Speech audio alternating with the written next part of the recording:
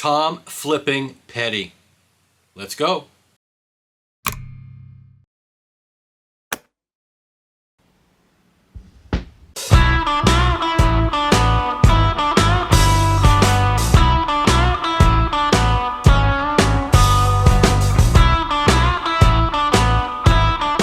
Thanks for joining. I appreciate it. You found your way over to the Modest Audiophile channel, and yes, today we are going to discuss Tom Petty, Wildflowers and All the Rest. This is the version that came out in 2020. Originally came out in 1994.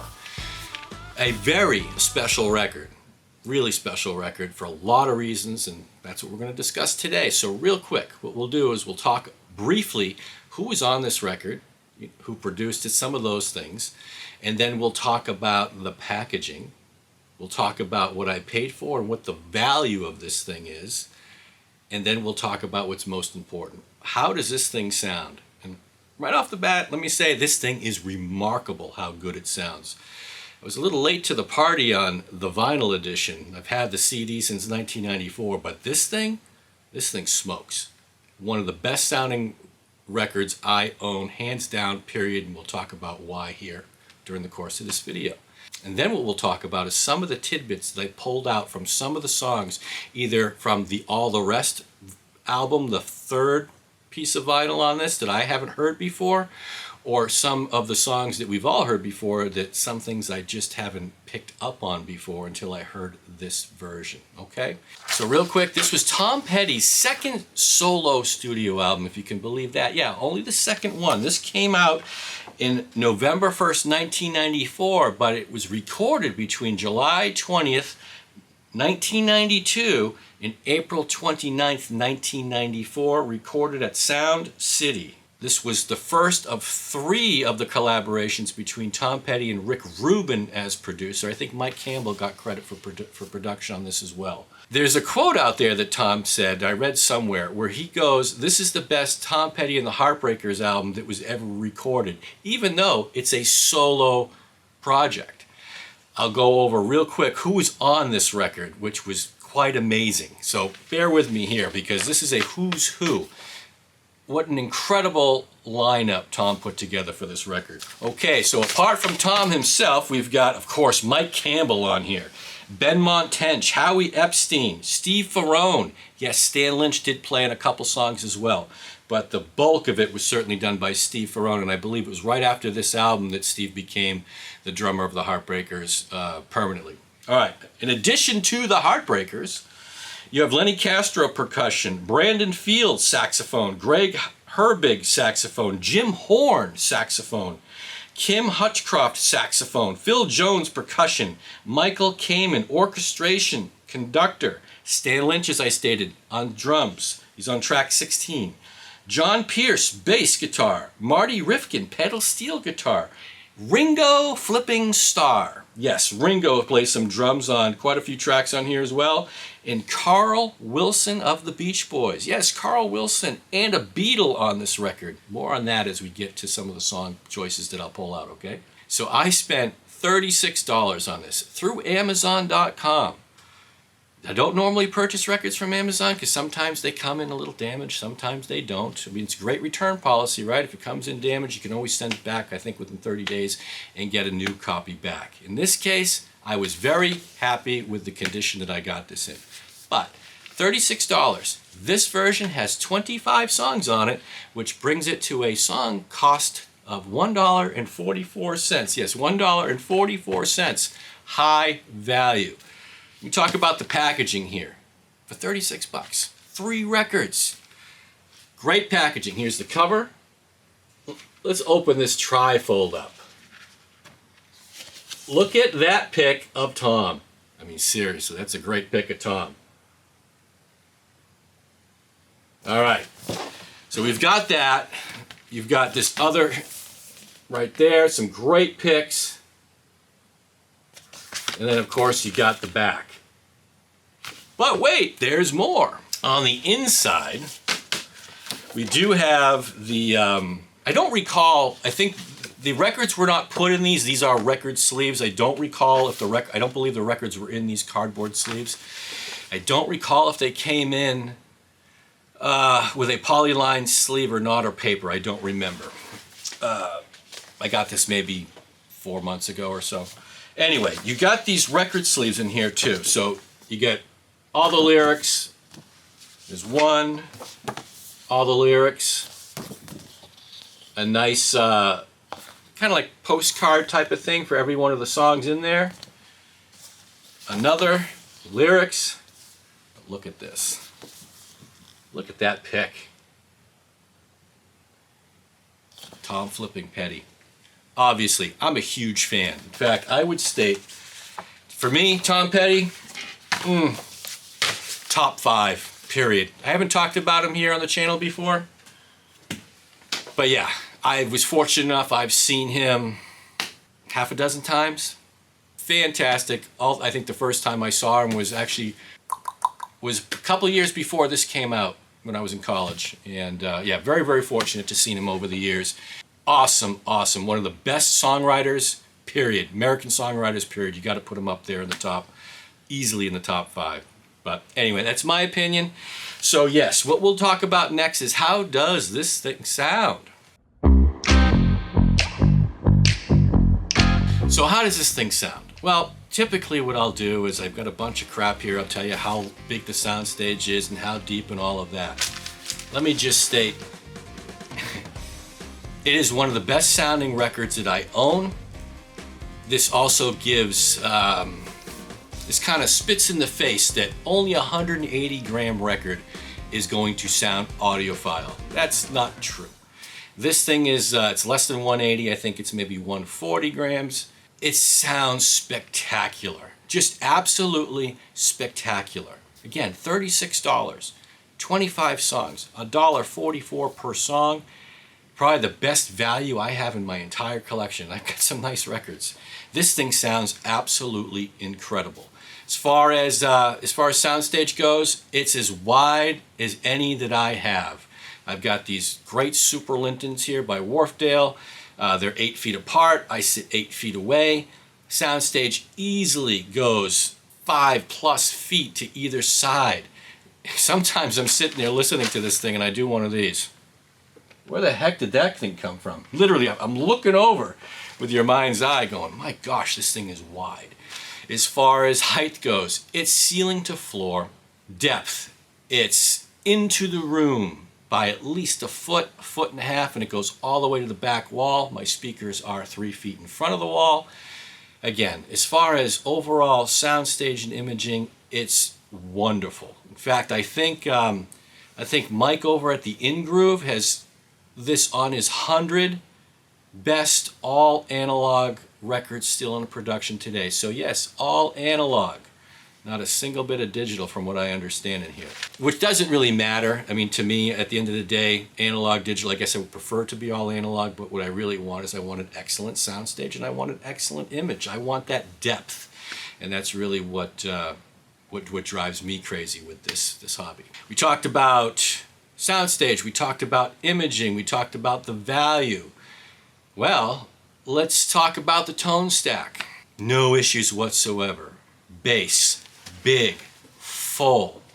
Again, coming from these super Linton speakers, I know not everyone's got the same type of speakers, but I'm having no issues whatsoever with the bass. It's full, it's immersive. The mids, oh gosh, the mids.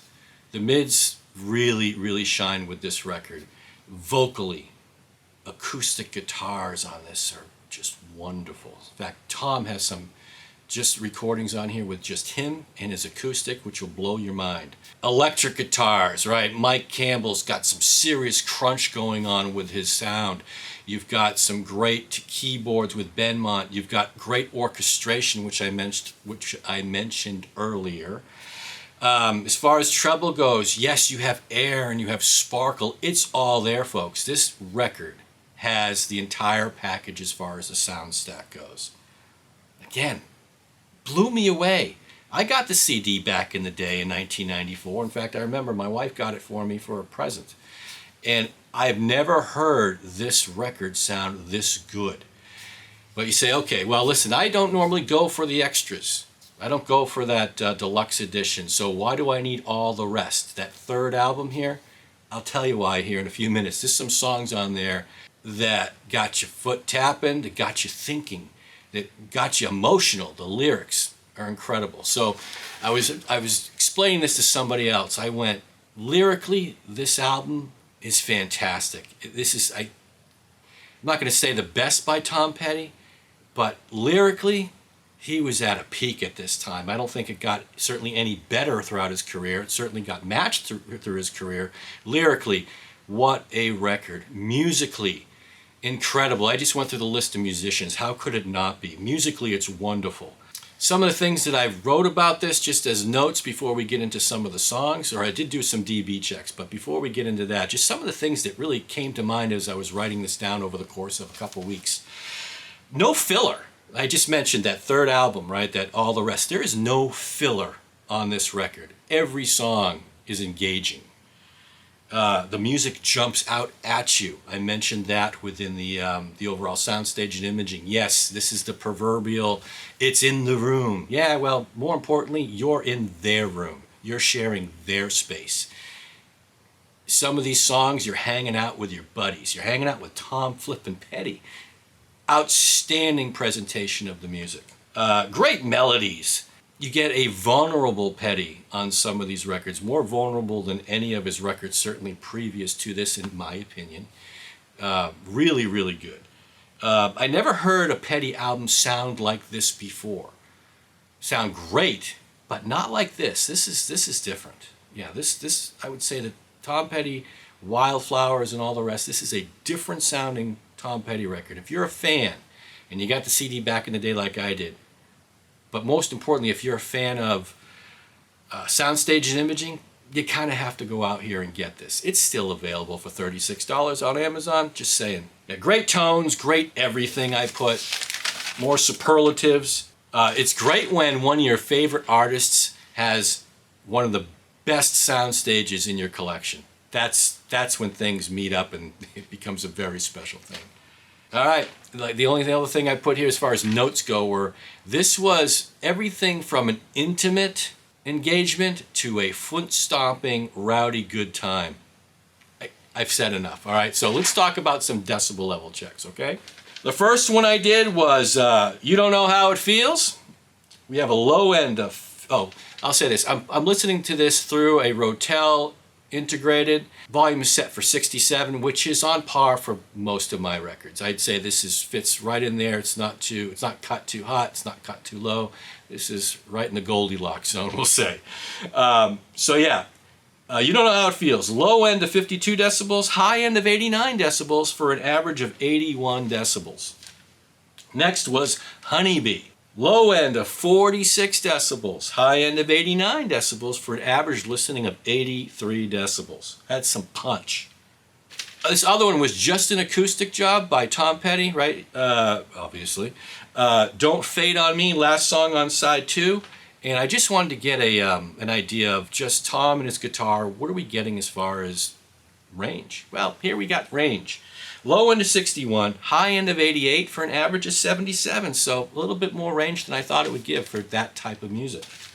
And the last DB check that I did was one of my favorite songs on the album. Certainly wasn't one of my favorites back in '94, but it is now. Crawling Back to You, side 4, song 2. Oh, what a song. Low end of 45 decibels, high end of 87 for an average listening of 77 decibels. Yeah, some good punch here. Okay, let's talk about just a couple things I wanted to pull out from 6 sides. Keep this short. We're not going to talk about every one of the songs. We'd be here forever. Let's just talk about some of the ones that I thought were pretty remarkable. So side 1. So side 1, Time to Move On. I mentioned this earlier, I think, where you're sitting in your soundstage. You got your eyes closed, and it's wide, it's 5 foot plus. But on this particular song, it's like I picture myself at a train station, and I'm leaning over going, holy crap, this is a wide soundstage. This thing just keeps going on and on and on, and I got that sense here. I literally kind of went like this, like, oh my gosh, is there somebody coming in my room while I'm listening? Excellent soundstage. As wide as any album I own I put. Just an absolutely great soundstage on Time to Move On. So side 2, A full immersive experience when you're listening to It's Good to Be King. My gosh, the first song on side 2, full immersive experience I put. Great cymbal right in the center, or I should say great cymbal hit right in the center of the cymbal, left to center of the soundstage. Ah, gives me chills. It was fantastic. The whole tone stack within the song could be a reference for the rest of the album. You're getting every bit of bass, mids, and treble out of this one song on this album. Strings and everything is so clear, so separate, so laser etched as far as this image goes. Fantastic. It's Good to Be King. Yeah, excellent. The third song on side 2, Honeybee. We know the song. It's grungy, it's growly, it's got some dirt. Yeah, it's a great song, but I'll say on this one, man, those amps are in your room and they're smoking. Great way to listen to this song. I've never heard this song like this before. Outstanding. And then Don't Fade on Me, the last song on this album, it's just Tom and his guitar. It's almost like, there's a couple songs on this album where it's like he's kind of channeling Stephen Stills a little bit as far as his guitar playing goes. Tom's a great rhythm player. I didn't know he had some of these acoustic chops. And again, I'm a big fan. Yeah, really good. So Don't Fade on Me, really nice on this record. All right, side 3. Second song, Cabin Down Below, Depth for Days and Days and Days. Yeah, absolutely great. Layers and layers and layers. Cabin Down Below, check it out. So as far as the condition goes on this record, if I didn't state it earlier, it was flat. I cleaned it in the Humming Guru. I didn't have any clicks, pops, surface noise, no. Really, really good. However, on the third song on side 3, I'll put a picture here. There's like a little defect in the in the vinyl itself. Go on Discogs. I saw a couple things there. I didn't play this. It's To Find a Friend, and there's like a little, not a bubble. I don't know. Check the picture out. I just decided I'm not going to play this one song. Still, the value is incredible, but that's the only little non-conformity, we'll say, when it came to the vinyl itself. So yeah, on the third song, check that out in your copy if you do go out and get it. Maybe it plays fine, I don't know. I wasn't going to risk any damage to my stylus. Song 4 on side 3, A Higher Place. I love that 60-ish Beatley type of sound. Really good. I put great strings. Never really noticed the strings before on this song. Listening to it in the car or the CD before or whatever, I never really noticed the intricacies of the strings on this song. Really nice. All right, side 4. Hey everybody, I just want to say thanks. Thanks for coming, I appreciate it. If this is your first time here, take a look around. You might find some other videos that you like. I think I got about 60 or so of these things out there now. And if you are a return visitor, yeah, I want to thank you personally. Thank you. If you haven't done so already and you really want to support the channel, yeah, go down there and hit subscribe. It won't cost you anything and will help me out a lot. All right, that's it for the commercial. Let's get back to Tom Petty and Wildflowers and All the Rest, man. This thing is so good. Let's go. Side 4 starts with House in the Woods, and it starts with a great snare punch by Steve Ferrone right to the gut. Great snare punch to start the song. In fact, his drums on this song are awesome. Just the way they were mic'd, the way they were recorded, the way they're played. Awesome drumming. It's got some snarling lead from Mike on this thing. This song is dripping with guitars. Really nice. House in the Woods. And then one of my favorite all-time Petty songs, Crawling Back to You. Second song, side 4. I just put perfect in every way. Really, what a perfect recording. The lyrics, the music, the production, soundstage and image, the mixing. Mike Campbell always plays the right notes. He's got that George Harrison thing.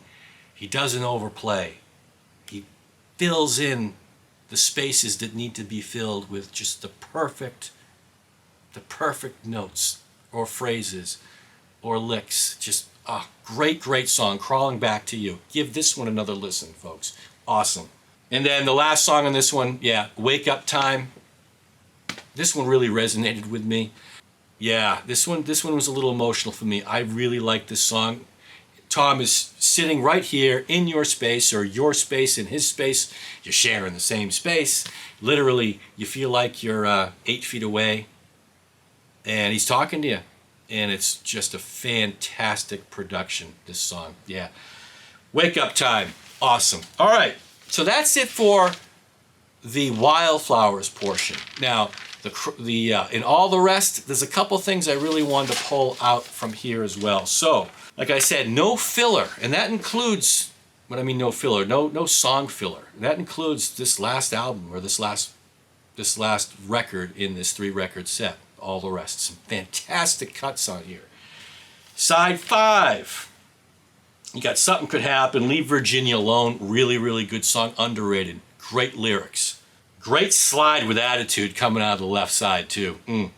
I put a star next to this one. Climb That Hill Blues. It's just Tom in his acoustic. And he's right there in front of you. Kind of like right here, right? This is where I said he's kind of channeling Stephen Stills a little bit. It's awesome. It really is. Give this song a listen. Climb That Hill Blues. Confusion Wheel, the next song, one of the most vulnerable Tom Petty songs I've ever heard. Great songwriter, right? But this one, he's really, really vulnerable. Musically, it's outstanding. I put it's a confession/plead of a story. Great palm muting that you hear on this song, too. Again, the overall soundstage and image is so articulate. You're hearing some great palm muting. It's like a brand new song at the end too. He goes from this pleading, a confessional and a plead, and at the end it does turn to more of a hopeful song. Anyway, blah blah blah. Great song. If you haven't heard it, check it out. Confusion Wheel. California, classic Petty. Classic Petty. That's song 5. Last song on side 5. Great song. All right, last side. We'll get out of here. Side 6. Harry Green. This is Tom pretty much alone. He's got his guitar, harmonica. This is a necessary song, I'll say. It's a great story about a guy he knew back in high school, we'll say. It gets a little emotional.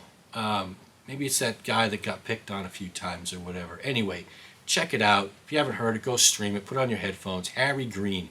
Really cool song. Sounds great, too. Hope You Never. Yeah, that's what it's called. Second song on side 6. Hope You Never. Classic Tom Petty angry rock song, I say. Just really, really good. And I just like the line. Pretty much it's hope you never, and then fall in love with someone like you. Great angry Tom Petty. This is a song that probably could have come out on one of his earlier albums and fit really well with that. All right, Somewhere Under Heaven. It's back to Florida. It's a fun song. Ear candy. A lot of neat stuff going on in this song. Somewhere Under Heaven. Great image. Some panning, some really nice things going on there. Climb That Hill. Not to be confused with Climb That Hill Blues. This is Climb That Hill. Second to last song on the album. Wide soundstage. Dirty guitars. Definitely a toe tapper. Great Campbell lead I put. Love it. Awesome fade at the end as well. What a find. How come this never wound up on the original album? I don't know. But great. Climb That Hill. And then the last song I put big. It's called Hang Up and Overdue. All right, everybody. This is what I want to talk about. This is a song where a Beatle and a Beach Boy collaborated with Tom Petty for a fantastic song. Who would have thought? I don't know if this has ever happened before. Did Paul ever do something with Brian Wilson? I don't know. But you got Ringo Starr and Carl Wilson, who sings backup on this, collaborating with Tom to end a great, almost perfect album, I dare say.